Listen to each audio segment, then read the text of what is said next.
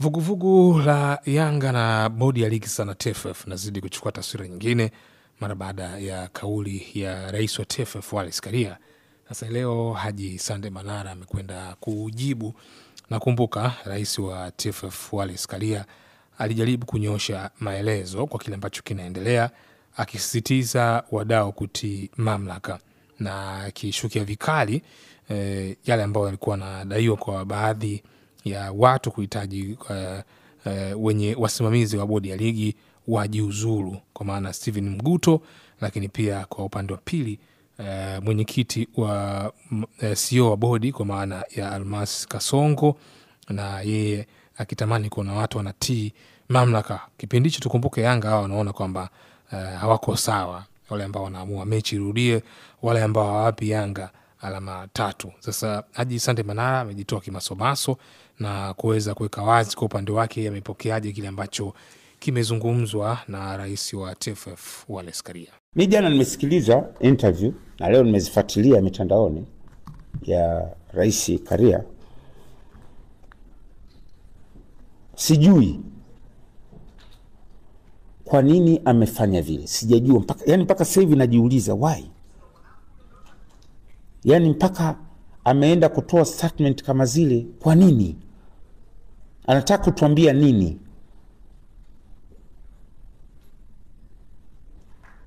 Lakini nikisikiliza na nikisoma body language, ni kiburi cha madaraka.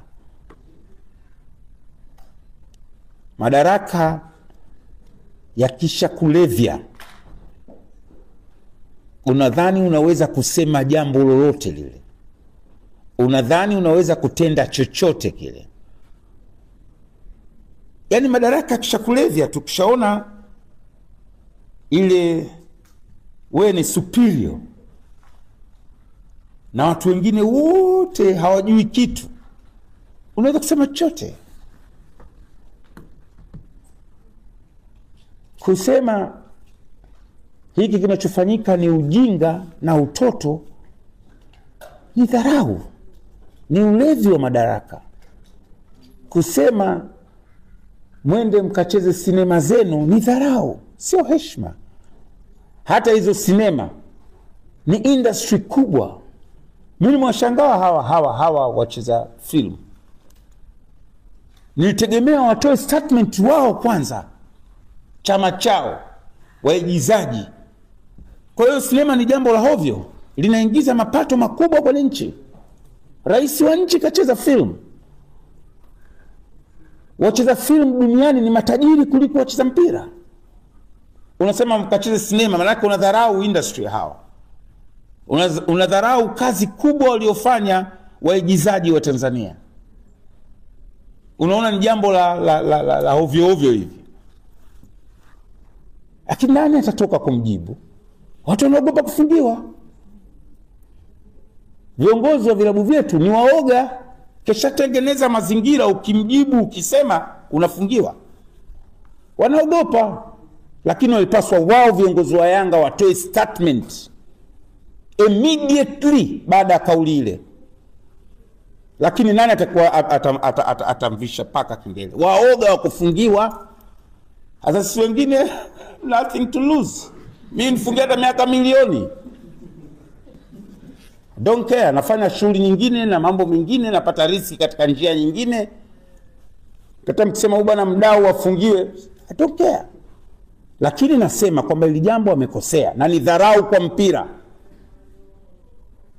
Lugha za kiongozi mkuu wa taasisi lazima ziwe na approach nzuri. Watu siku wanasema machawa Mama Samia. Wengine sio machawa. Wengine wanamsifu Mama Samia kwa ile namna anavyoongoza nchi kikweli kweli. Angalia body language yake, akizungumza, akiongea, akishawishi. Uongozi ni hikma, ni busara.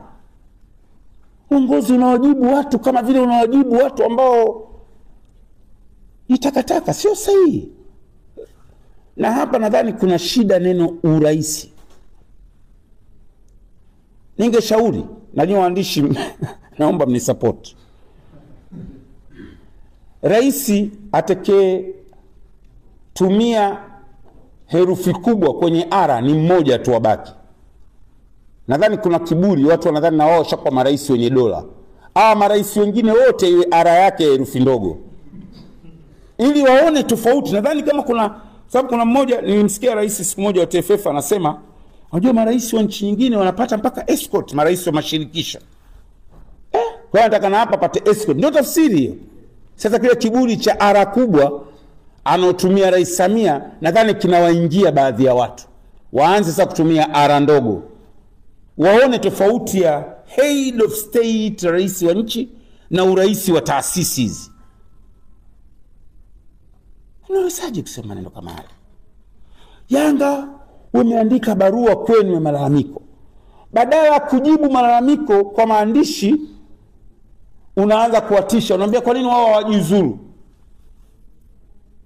Wamefanya nini mpaka wajiuzuru? Wamefanya nini? Lakini nani atasema? Na wajua wote, nani atakayesema? Sema uone shughuli yake. Hata mimi nazungumza kwa niaba ya Yanga. Mimi ni mshabiki wa Yanga. Mimi mwanachama, tena mjumbe wa mkutano mkuu kikatiba. Kamati ya utendaji chini ya rais wetu Hersi iitishe mkutano wa dharura. Mkutano mkuu wa dharura. Agenda iwe moja tu, kujadili sakata, na tutoe maazimio ya mkutano mkuu. Hatuendi kucheza mechi ya marudiano. Azimio namba 1, mengine yatafuata. Kwa ubabe wa aina hii tutoke na azimio. Manake msiingie nye kina Hersi na kamati ya utendaji, maana juzi washampiga mkwala Arafati, msemaji wetu naye kishapigwa mkwala, sasa hivi naye pembeni.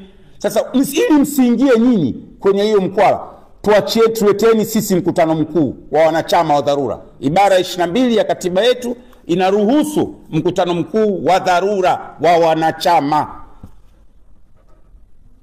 Semeni, toeni notice ya siku 14, siku 7, tukutane. Tuje na azimio. Yanga ni kubwa. Yanga ni kubwa. Haiwezekani rais wa TFF unakaa unashutumu viongozi wetu tumekaa kimya. Na kinachoogopesha ni kufungiana tu. Huwezi kukaa milele katika nafasi hizi ndugu zangu. Huwezi kuwa rais wa taasisi yoyote, wa nchi yoyote, ukakaa milele.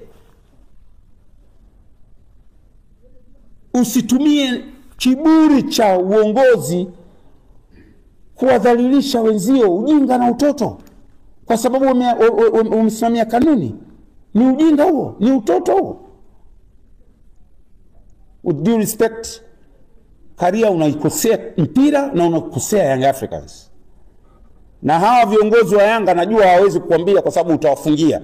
Mimi nakwambia umewakosea watu wa mpira, umewakosea Young Africans, na katika jambo hili omba radhi kwa kufuta kauli zako za jana.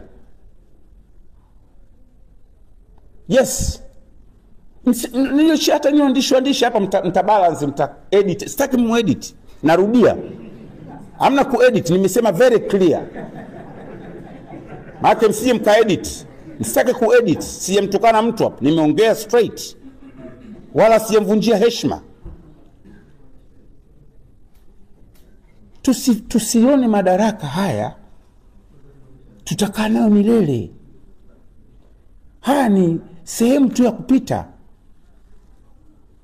Leo tumepoteza superintendent senior kabisa wa polisi kwa ajali ya gari. Kila mahali ukenda kwenye social media watu wanamkumbuka kwa mema aliyoyafanya. Kwenye jeshi, kwa jamii, tunapita tu hapa. Naweza nikatoka mimi hapa na mke wangu tukapiga mzinga, Mungu akatuchukua. Kiburi cha umaarufu wetu kisitupe sababu ya kudharau wengine. Yanga wameandika official letter kwenu, badala ya kushughulikia kujibu mnawatisha. Unakwenda kwenye media unawatisha.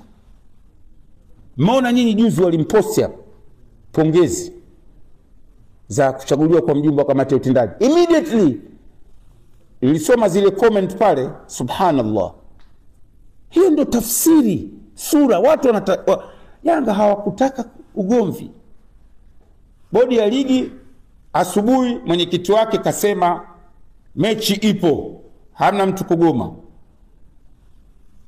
Sijui wakatumia kigezo gani, sijui mpaka leo mimi najiuliza. Kamati ya saa 72 hukutana baada ya mechi kuchezwa, walitumia kigezo gani kukutana kabla? Waliandaa ajenda gani? Wamekuja wamesema mechi imeahirishwa baada ya Simba kutishia kugoma, alafu mnasema Yanga waje kwenye mechi nyingine. Tusimamie kanuni. Gharama ya kuendesha kesi ya CAS isiwe kwa uongozi wako out of budget. Tutachanga wanachama wote wa Yanga, na mimi nitaanzisha hiyo mchango, isitoke senti 5 kwenye club, kuonyesha hisia zetu. Wanachama na washabiki tuchange, tutalipa. Kutombea dola 50,000 tutapata 100 million, milioni 130, 140 tushindi kushangishana. Lakini hili jambo naomba kamati ya utendaji chini ya mdogo wangu Hersi, namjua rafiki yangu Hersi, no compromise katika jambo hili. Simama upande wa wanachama waliokuchagua kwa kura za kutosha Julai 2022. Simama upande wa washabiki.